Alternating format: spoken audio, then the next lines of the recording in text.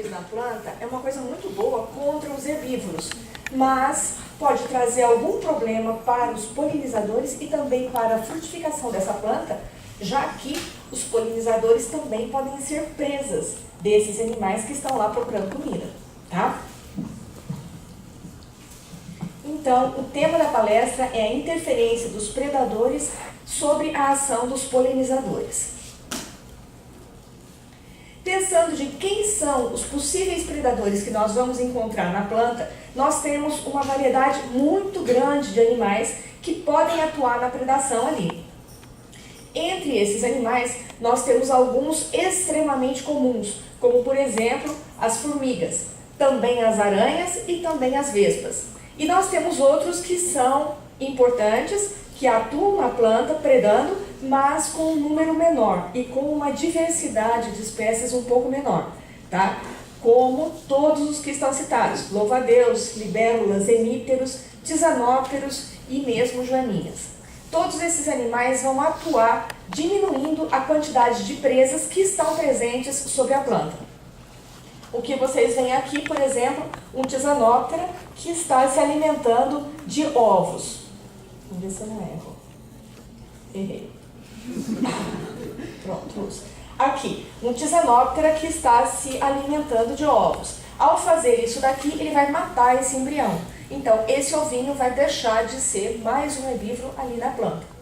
Nós temos predadores importantes, como aranhas, predadores predando outros predadores, aranha matando vespa, aranha matando hemípteros, tá? Hemípteros, ninfas e adultos, que também são predadores, vespas e aqui formigas. Nesse caso, essa formiga virou presa, tá? Bom, entre todos os predadores, nós temos que saber quem são os mais comuns. Entre os predadores mais comuns, nós temos as formigas. E elas são as mais comuns devido ao grande número de animais que está lá, ou seja, uma altíssima abundância, e devido também à grande riqueza de espécies. Essa riqueza de espécies pode ser vista em todos os ambientes, mas especialmente nos trópicos. Nos trópicos, a variedade de formigas que nós temos fazendo o ataque nas plantas é muito maior do que nas áreas mais frias, tá certo?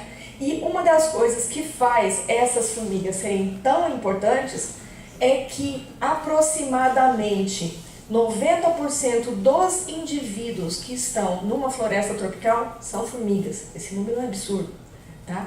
Aproximadamente 50% da biomassa animal que está numa floresta tropical também são formigas.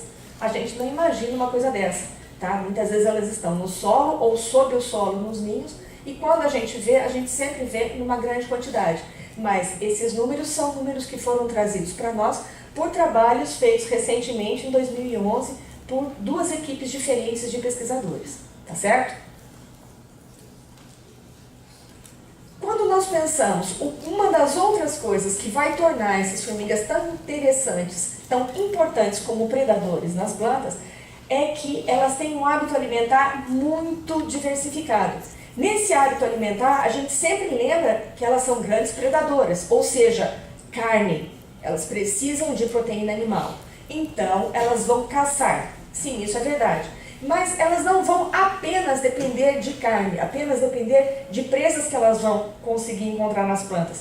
Porque elas têm outras opções. Entre essas opções, existem, por exemplo, os nectários extraflorais, que são exudatos vegetais oferecidos para elas, que já estão sendo comentados aqui desde o início pelo Robert, tá? E depois seguiu com os outros meninos.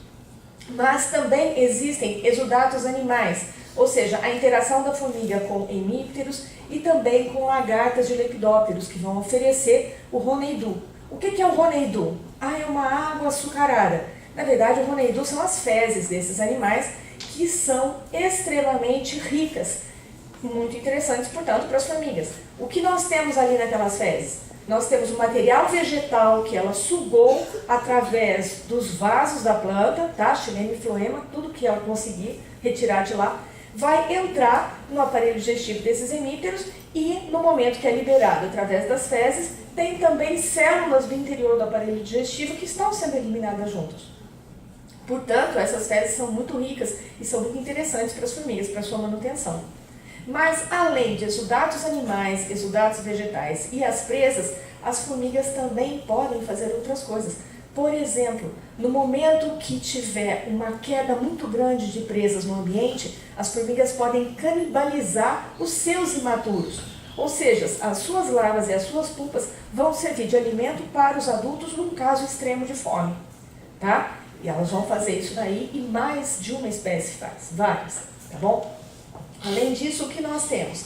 As plantas podem oferecer outros recursos, menos vistos por nós, mas também muito importante para elas, como pólen, corpúsculos alimentares vegetais, que são produzidos especificamente para atrair esses predadores, e elaiossomos das sementes. Elaiossomos das sementes são uma pequena porção carnosa, muito utilizada para dispersão das sementes. Ou seja, uma semente dura que não vai ser comida pela formiga, que não vai ser comida por outros animais e poderia simplesmente fazer com que a semente caísse da planta-mãe, chegasse ao solo e ficasse ali próximo da planta-mãe. Isso é ruim, porque aumenta a chance de predação dessa semente. Quando a semente é produzida com o elaiosomo, que é esse corpúsculo carnoso, o que acontece? Ele é interessante para vários animais. Então os animais vão ali, buscam essa semente e levam até os seus ninhos. Utilizam o elaiosomo e descartam a semente. A semente vai ser levada então para um local distinto da planta-mãe. Isso é muito bom para a sua dispersão. Vantagem para a planta e vantagem também para o animal que se alimentou. Tá? Mas o que nós temos? Além de tudo isso, as formigas também podem fazer um estoque de alimentos. E a característica delas é que, ao estocar alimento, ela não diz, o meu estoque já está grande, posso parar de coletar. Não, ela não tem esse break. O meu estoque está grande, preciso fazer mais uma câmera para continuar estocando. Tá? Ela estoca continuamente. Então, essas características das formigas as tornam um predador bastante interessante. E entre todos os predadores que nós temos, sem desprezar nenhum outro, tá? Ela faz um grande estrago. Então, nós queríamos ver o que ia acontecer sobre a ação de herbívoros, tá certo? Uma das nossas perguntas era, é possível que o herbívoro reconheça o seu predador? Ou seja, tem um predador aqui, melhor eu não ir para lá, tá? Eu vou para o outro lado. Sim, é possível. Esse trabalho foi feito por professores de Campinas, professor Sebastião Sendoia, André Vitor Luci Freitas e o professor Paulo Sérgio Oliveira, todos de Campinas, e eles publicaram um trabalho em 2009, então, mostrando que borboletas são capazes de reconhecer quem são os predadores que estão nas suas plantas.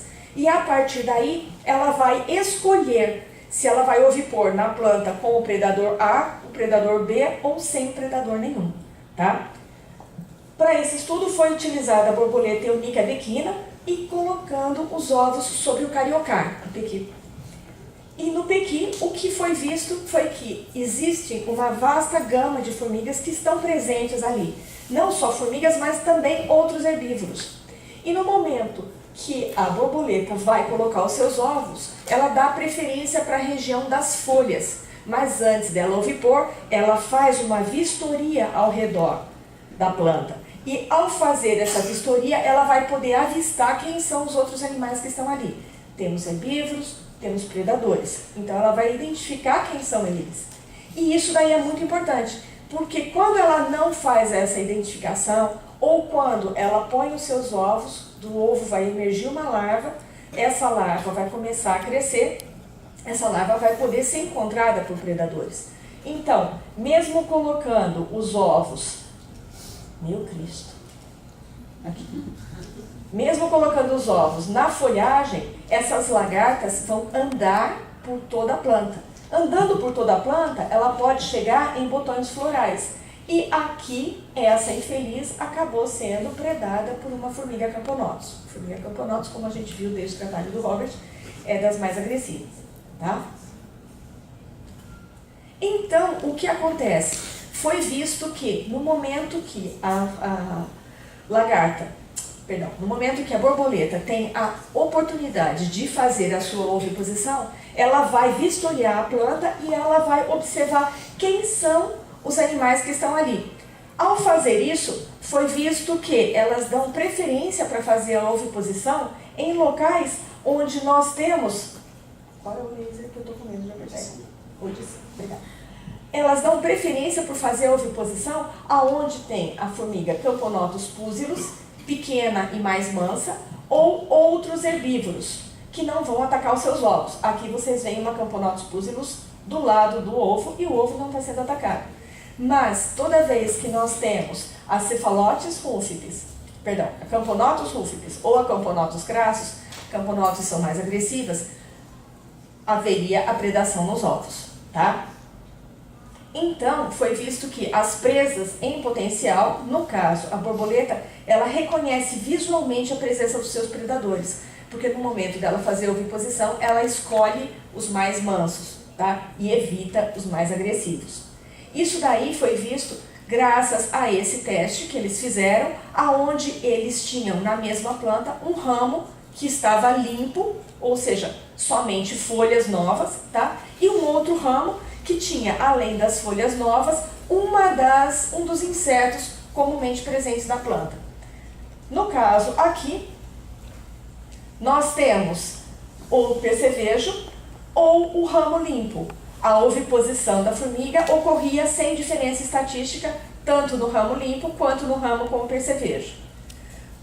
Num segundo momento, foi oferecido um ramo limpo ou um ramo onde tinha a formiga mansa, Cephalotes pusillus. Também não houve diferença estatística nas oviposições. Mas, quando aqui embaixo foi oferecido um ramo limpo ou um ramo com a formiga agressiva Camponotus crassus, a oviposição ocorria muito mais no ramo limpo do que com a formiga agressiva. E se a gente faz o teste com a Camponotus rufipes, que é a agressiva e um pouco maior ainda que as outras, a preferência é sempre dada para o ramo limpo, que não tem a formiga agressiva, tá? Isso daí é uma escolha que a fêmea faz no momento de ovipor. Isso significa que se eu quero ter filhos, eu tenho que bolar como é que eu vou cuidar desses filhos. Se eu não cuidar direito, eu vou perder, tá? Então, melhor cuidar direito, melhor pensar onde você vai colocar os seus filhos. Isso daí mostrou pra gente que os herbívoros são capazes de escolher as plantas com as espécies mais mansas ou com outros herbívoros que, apesar de fazer uma competição, não vão atacar diretamente o filhote dela, tá? E isso daí fica bem claro, essa necessidade, também pelo segundo experimento que eles fizeram. Nesse segundo experimento, o que eles fizeram? Eles colocaram os ovos em ramos aonde tinham as formigas. E o que eles viram? Colocaram as lagartas em ramos onde tinham as formigas. E as lagartas eram pouquíssimo atacadas com a formiga Cephalotes pusillus. No caso das Camponotus, o ataque era muito frequente. Então essas lagartas, de fato, teriam que evitar encontrar essas formigas. Como uma lagarta pode sair correndo? Fica difícil, né? É melhor que a mãe dela a coloque numa planta mais tranquila do que a lagarta tenha que sair disparada de uma formiga. Isso não vai acontecer de forma adequada. Então aqui nós conseguimos ver que os predadores vão visitar as plantas, principalmente por conta dos nectários extraflorais que estão ali presentes, e ao fazer isso, eles vão encontrar presas. Essas presas vão ser atacadas. Mas o que acontece se o predador tem nectários extraflorais que ele deve visitar, e esses nectários extraflorais estão não somente nas folhas, mas estão também em brácteas próximos das inflorescências, ou em folhas muito jovens próximos das inflorescências. Isso significa que os botões florais vão ser visitados, como eu mostrei para vocês na foto agora há pouco, tá? A lagarta em cima do botão floral sendo predada por uma formiga. A gente sabe que o botão floral não dura muito tempo, ele se transforma em flor. Então, se eu tenho lagartas sobre botões e eu tenho formigas indo em nectários próximos de botões, isso também vai acontecer no momento que o botão abrir. Então, eu tenho flores e eu vou ter predadores ali perto. Se eu tenho predadores ali próximo das flores e o predador sabe que ele encontra presas na planta inteira, inclusive nos botões, por que ele não vai olhar as flores? Ele vai acabar olhando as flores e aí vai ter uma interação com os polinizadores. Então, nosso objetivo era ver como era essa interação e se essa interação predador-presa na flor poderia afetar os polinizadores e daí fazer cair o número de frutos produzidos e sementes produzidas, tá certo? Então, nós fomos observar na literatura se a gente estava se tinha a possibilidade da gente fazer esse trabalho ou se ele já tinha sido feito. Nós já encontramos um trabalho feito com aranhas predando em flores e atacando os animais que iam ali. O que nós vimos? Vimos um trabalho feito em 2003, onde polinizadores agiam como mediadores de relação topo-base nas plantas, tá certo? Isso daí ia acontecer de que forma? Na forma de que aranhas visitando as plantas, visitando as flores, poderiam afetar os polinizadores. Esse trabalho mostrou pra gente que com aranhas presentes, o número de frutos é menor do que com aranhas ausentes. Ou seja, aranhas fazem eu ter uma frutificação menor, tá? Além disso, o que acontece? Com a aranha presente, os polinizadores ainda fazem as visitas, porque afinal de contas a gente teve frutificação nos dois casos. Mas o número de visitas cai e a duração das visitas cai também na presença da aranha. Ou seja, aqui, tanto quanto no trabalho anterior, as presas são capazes de reconhecer a presença dos predadores e são capazes de fazer a escolha. Não vou pôr meu filho aqui, não vou colocar oviposição em planta que tem formiga agressiva e também não vou fazer a visita ou vou fazer uma visita a jato nas flores que tem as aranhas, porque as aranhas podem me predar, tá? Aí nós imaginamos o trabalho, e o trabalho foi feito, foi publicado recentemente, onde nós vimos as formigas visitantes dos nectários extraflorais causando um custo para a reprodução da planta, tá certo? E afetando diretamente a produção dos frutos e das sementes. Esse trabalho foi desenvolvido aqui na UFO pela Mariana Abraão, Assunção, pelo professor Kleber e por mim, na área de cerrado do Clube Cacipesca e Tororó. Para esse trabalho nós escolhemos uma planta que é muito comum, uma malpighiácea chamada Heteropteris pteropétala. Flores cor-de-rosa, fácil de encontrar, uma espécie arbustiva, 2,5 metros no máximo, tá? Para esse trabalho, então, nós tínhamos que saber quem eram os polinizadores e qual o momento que eles estavam na planta e quem eram os predadores comuns na planta. No nosso caso, a gente queria saber diretamente do predador formiga, porque a gente já sabia que ela era frequente, tá certo? Então, para que possa ocorrer uma predação, presa e predador têm que se encontrar ao mesmo momento, tá? Um não pode visitar de manhã e o outro visita à tarde, tem que estar ao mesmo tempo. Então, nós fomos observar qual era o horário de visitação dos polinizadores e das formigas. E vimos que tanto os polinizadores principais, que são abelhas da tribo Centridium, principalmente centres e epícaris, como também os polinizadores eventuais, por exemplo, do grupo Tacnotaspidum, tá? Estavam na planta em momentos que nós também tínhamos as formigas na planta. E não apenas na planta, mas na flor, nas inflorescências, tá? Então, fazendo observação em campo, nós vimos que o momento que nós temos as abelhas visitando coincide com o momento das formigas visitando as inflorescências e também coincide com o momento de receptividade do estigma e liberação do grão de pólen. Isso significa que justamente no momento que eu de fato preciso do polinizador, porque essa é uma espécie autoincompatível, sem polinizador, sem fruto, tá? Exatamente no momento que a planta precisa do polinizador, o predador está ali. Então, aqui vocês veem várias imagens dos polinizadores fazendo as suas visitas e também conseguem ver uma imagem da predação ocorrendo sobre uma das abelhas de médio porte, tá? Isso daqui é um problema para a Heteropteris pteropétala, porque se você tem um ataque direto ao polinizador, ele vai diminuir o seu número de visitas, ele vai fazer visitas mais rápidas, talvez elas não sejam tão eficientes assim, e você pode ter uma queda na frutificação. Isso daqui é um problema. É bom ter o defensor, porque ele vai eliminar herbívoros, mas se esse defensor está atacando quem não precisava ser atacado, aí nós temos um problema. A gente precisa falar com esse guarda-costas e dizer, ó, tem gente que pode entrar sim, tá? Não fica tão bravo. Então, o que nós conseguimos ver? Nós fizemos um teste, esse teste foi bastante trabalhoso, Mariana ficou por 2 floradas no campo, né? E nesse teste nós utilizamos 60 plantas e 600 botões florais. Esses 600 botões foram divididos em 150 botões por 15 plantas em 4 grupos. No grupo controle havia a visitação liberada.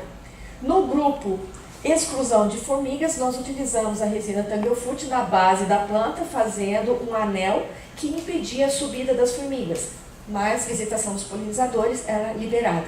Todas as plantas que faziam ponte entre a vegetação circundante e a planta isolada foram retiradas. Então, de fato, a planta estava isolada, tá?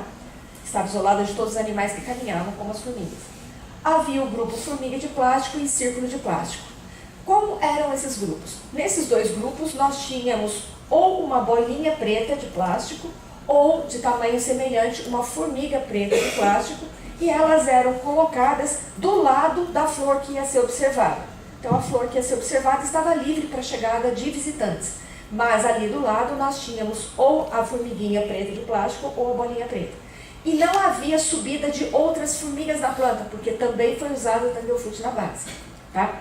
A partir daí, nós pudemos tirar várias conclusões. Por exemplo, nós temos um grande grupo de formigas que estavam fazendo as visitações, mas os polinizadores não evitavam todas elas, evitavam apenas as formigas que eram aqui as mais frequentes nas plantas, devido aos nectários extraflorais, e que faziam visitas mais demoradas nas flores. As visitas mais rápidas, as formigas menos frequentes, não eram evitadas, apenas as mais frequentes. E vimos também que existia, então, o reconhecimento visual feito por essas abelhas. Esse reconhecimento visual foi mostrado aqui no momento que nós temos formigas fazendo a visita ou não fazendo a visita. Grupo de formigas que visitavam era muito menor do que o grupo de abelhas que não visitavam devido à presença das formigas de plástico. Já no momento que nós não tínhamos a formiga de plástico, tínhamos simplesmente uma bolinha preta ali do lado, vimos que não havia evitação. Isso mostra que a abelha, ao vir a flor, ela consegue reconhecer o formato de um predador e não simplesmente uma cor preta que a assusta. Tá? Ela reconhece o formato e, devido a esse formato, ela faz a evitação.